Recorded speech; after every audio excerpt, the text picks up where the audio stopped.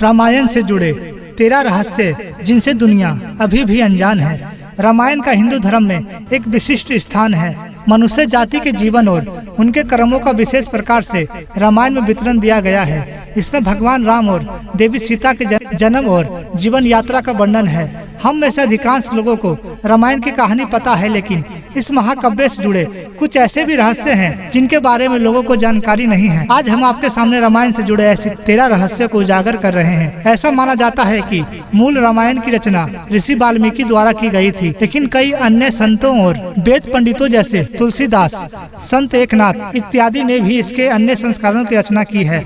हालांकि प्रत्येक संस्करण में अलग अलग तरीके से कहानी का वर्णन किया गया है, लेकिन मूल रूपरेखा एक ही है। ऐसा माना जाता है कि रामायण की घटना 4वीं और 5वीं शताब्दी ईस्वी पूर्व की है। रामायण के हर 1000 श्लोक के बाद आने वाले पहले अक्षर से गायत्री मंत्र बनता है।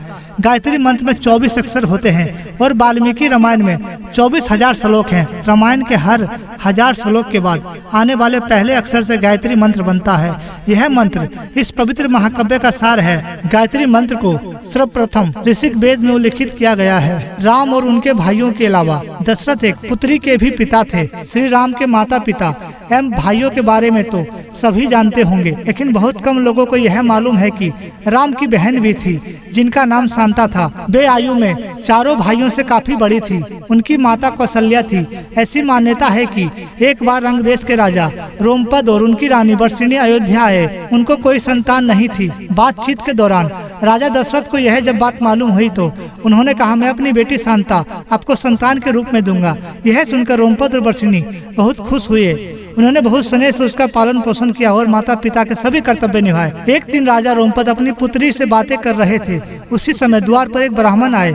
उन्होंने राजा से प्रार्थना की कि वर्षों के दिनों में वे खेतों की जुताई में राज दरबार की ओर से मदद प्रदान करें। राजा को यह सुनाई नहीं दिया और वे पुत्री के साथ बातचीत करते रहे। द्वार पर आए नागरिक की याचना न सुनने से ब्राह्मण को दुख हुआ। वे राजा रोमपद का राज्य छोड़कर चले गए। वह ब्राह्मण इंद्र के भक्त थे। अपनी भक्त की ऐसी अनदेखी पर इंद्रदेव राजा रोमपद पर क्रोध हुए। उन्होंने उनके राज्य में पर्याप्त वर्षा नहीं की। इससे खेतों में बड़ी फसलें मुरझाने लगी। इस संकट की घड़ी में राजा रोमपद ऋषंगशृंग ऋषि के पास गए। उनसे उपाय पूछा। ऋषि ने बताया कि वह इंद्रदेव को प्रसन्न करने के लिए यज्ञ करें। ऋषि ने यज्ञ किया और खेत खलियान पानी से भर गया। इसके बाद ऋषिंग ऋषि का विवाह शांता से हो गया और वे सुख पूर्वक रहने लगे। बाद में ऋषिंगशृंग ने ही दशरथ की पुत्र कामना के लिए पुत्र कामेष्टि यज्ञ करवाया था। जिस स्थान पर उन्होंने यज्ञ करवाया था वह अयोध्या से लगभग 39 किलोमीटर पूर्व में था। वहाँ आज भी उनका आश्रम है। उनकी तथा उनकी पत्नी की समाधियाँ भी है। तीसरा, राम विष्णु के अवतार हैं, लेकिन उनके अन्य भाई किसके अवतार थे? राम को भगवान विष्णु का अवतार माना जाता है, लेकिन आपको पता है कि उनके अन्य भाई किसके अवतार थे? लक्ष्मण को शेषनाग का अवतार माना जाता है, जो क्षीरसागर में भगवान विष्णु का आसन है, जबकि भरत और शत्रुघ्न को क्रमश भगवान विष्णु द्वारा हाथों में धारण किए गए सुदर्शन चक्र और शंख शैल का अवतार माना जाता है। सीता स्वयंवर में प्रयुक्त भगवान शिव के धनुष का नाम हम में से अधिकांश लोगों को पता होगा कि राम का सीता से विवाह एक स्वयंवर के माध्यम से हुआ था। इस स्वयंवर के लिए भगवान शिव के धनुष का इस्तेमाल किया गया था, जिस पर सभी राजकुमारों को प्रत्यंचा चढ़ाना था। लेकिन बहुत कम लोगों को पता होगा कि भगवान शिव के उस धनुष का नाम पिनाक था। पांचवा, लक्ष्मण को गुदाकेश के नाम से भी जाना जाता है। ऐसा माना जाता है कि वनवास के 14 वर्षों के दौरान अपने भाई और भाभी की रक्षा करने के उद्देश्य से लक्ष्मण कभी सोते नहीं थे। इसके कारण उन्हें गुदाकेश के नाम से भी जाना जाता है। वनवास की पहली रात को जब राम और सीता सो रहे थे तो निद्रा देवी लक्ष्मण के सामने प्रकट हुई। उस समय लक्ष्मण ने निद्रा देवी से अनुरोध किया कि उन्हें ऐसा वरदान दे कि वनवास के 14 वर्षों के दौरान उन्हें नींद न आए और अपने प्रिय भाई और भाभी की रक्षा कर सके। निद्रा देवी इस बात पर प्रसन्न होकर बोली कि अगर कोई तुम्हारे बदले 14 वर्षों तक सोए तो तुम्हें यह वरदान प्राप्त हो सकता है। इसके बाद लक्ष्मण की सलाह पर निद्रा देवी लक्ष्मण की पत्नी और सीता की बहन उर्मिला के पास पहुंची। उर्मिला ने लक्ष्मण के बदले सोना स्वीकार कर लिया और पूरे 14 वर्षों तक सोती रही। उस जंगल का नाम जहां राम, लक्ष्मण और सीता वनवास के दौरान रुके थे।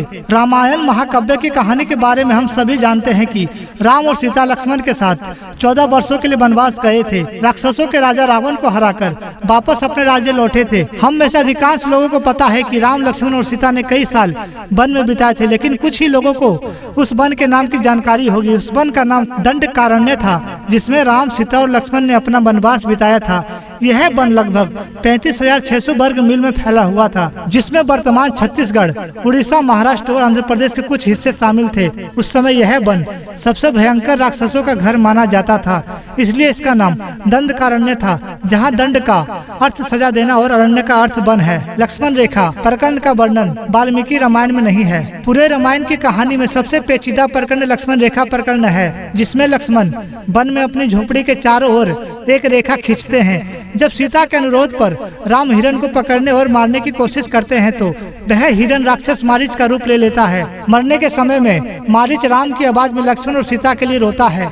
यह सुनकर सीता लक्ष्मण से आग्रह करती है कि वह अपने भाई की मदद के लिए जाए, क्योंकि ऐसा प्रतीत होता है कि उनके भाई किसी मुसीबत में फंस गए हैं। पहले तो लक्ष्मण सीता को अकेले जंगल में छोड़कर जाने की राजी नहीं होते हैं, लेकिन बार बार सीता द्वारा अनुरोध पर वह तैयार हो गए। इसके बाद लक्ष्मण ने झोपड़ी के चारों ओर एक रेखा खींची और सीता से अनुरोध किया कि वह रेखा के अंदर ही रहे, और यदि कोई बाहरी व्यक्ति इस रेखा को पार करने की कोशिश करेगा तो वह जलकर भस्म हो जाएगा।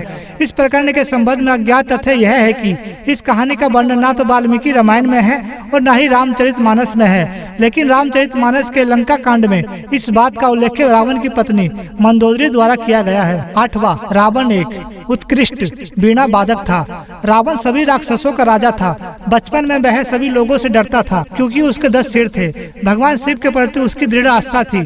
इस बात की पुख्ता जानकारी है कि रावण एक बहुत बड़ा विद्वान था और उसने वेदों का अध्ययन भी किया था। रावण के ध्वज में प्रतीक के रूप में वीणा होने का कारण किया था। चूँकि रावण एक उत्कृष्ट वीणा वादक था, जिसके कारण उसके ध्वज में प्रतीक के रूप में वीणा अंकित था। हालांकि रावण इस कला को ज्यादा तवज्जो नहीं देता, लेकिन उसको यह यंत्र बजाना पसंद था। इंद्र के ईर्ष्यालु होने के कारण कुंभकर्ण को सोने का वरदान प्राप्त हुआ। रामायण में एक दिलचस्प कहानी हमेशा सोने वाले कुंभकर्ण की है। कुंभकर्ण रावण का छोटा भाई था, जिसका शरीर बहुत ही विकराल था। इसके अलावा वह पेटू बहुत अधिक खाने वाला भी था। रामायण में वर्णित है कि कुंभकर्ण लगातार 6 महीनों तक सोता रहता था और फिर सिर्फ एक दिन खाने के लिए उठता था और पुनः 6 महीने तक सोता रहता था।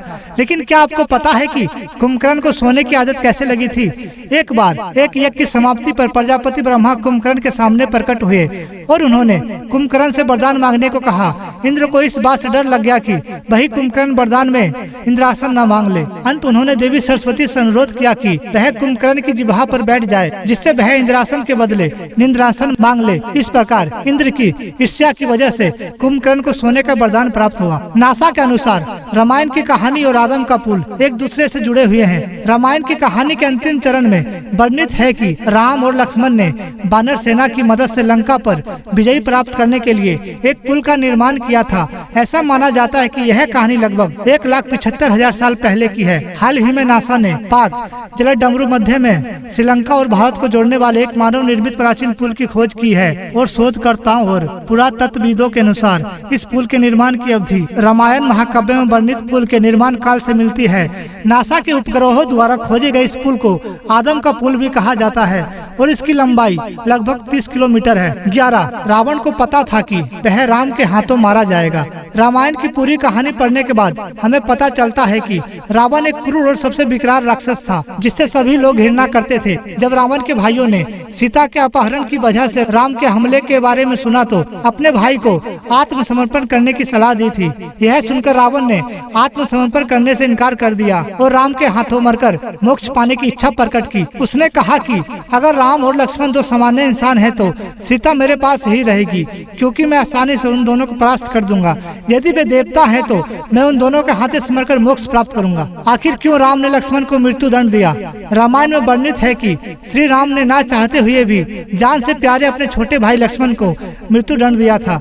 आखिर क्यों भगवान राम ने लक्ष्मण को मृत्यु दंड दिया था? यह घटना उस वक्त की है जब श्री राम विजय के बाद अयोध्या लौट आए थे और अयोध्या में राजा बन गए थे। एक दिन यम देवता कोई महत्वपूर्ण चर्चा करने के लिए श्री राम के पास आते हैं। चर्चा प्रारंभ करने से पूर्व उन्होंने भगवान राम से कहा कि आप मुझे वचन दे कि जब तक मेरे और आपके बीच वार्तालाप होगी हमारे बीच कोई नहीं आएगा, और जो आएगा आप उससे मृत्यु दंड देंगे। इसके बाद राम लक्ष्मण को यह कहते हुए द्वारपाल नियुक्त कर देते हैं कि जब तक उसकी और यम की बात हो रही हो तो किसी को भी अंदर ना आने दे, अन्यथा वह उसे मृत्यु दंड दे देंगे। लक्ष्मण भाई की आज्ञा मानकर द्वारपाल बनकर खड़े हो जाते हैं। लक्ष्मण को द्वारपाल बने कुछ ही समय बीतने के बाद वहाँ पर ऋषि दुर्वासा का आगमन होता है, जब दुर्वासा ने लक्ष्मण से अपने आगमन के बारे में राम को जानकारी देने के लिए कहा तो लक्ष्मण ने विनम्रता से साफ मना कर दिया। इस पर दुर्वासा क्रोधित हो गए और उन्होंने संपूर्ण अयोध्या को श्राप देने की बात कही। लक्ष्मण ने शीघ्र ही यह निश्चय कर लिया कि उनको स्वयं का बलिदान देना होगा ताकि वो नगरवासियों को ऋषि के श्राप से बचा सके। उन्होंने भीतर जाकर ऋषि दुर्वासा के आगमन की सूचना दी। अब श्री राम दुविधा में पड़ गए क्योंकि उन्हें अपने वचन के अनुसार लक्ष्मण को मृत्यु दंड देना था। इस दुविधा की स्थिति में श्री राम ने अपने गुरु वशिष्ठ का स्मरण किया और कोई रास्ता दिखाने को कहा। गुरुदेव ने कहा कि अपनी किसी प्रिय वस्तु का त्याग उनकी मृत्यु के समान ही है, अतः तुम अपने वचन का पालन करने के लिए लक्ष्मण का त्याग कर दो। लेकिन जैसे ही लक्ष्मण ने यह सुना तो उन्होंने राम से कहा कि आप भूल कर भी मेरा त्याग नहीं करना। आपसे दूर रहने से तो यह अच्छा है कि मैं आपके वचन का पालन करते हुए मृत्यु को गले लगा लूं।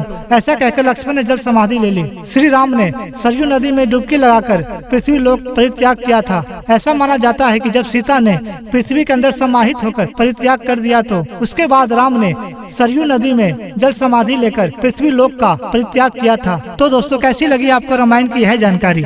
अगर अच्छी लगी हो तो चैनल को ज्यादा से ज्यादा सब्सक्राइब करें और बेल आइकन जरूर दबाएं। जय श्री राम।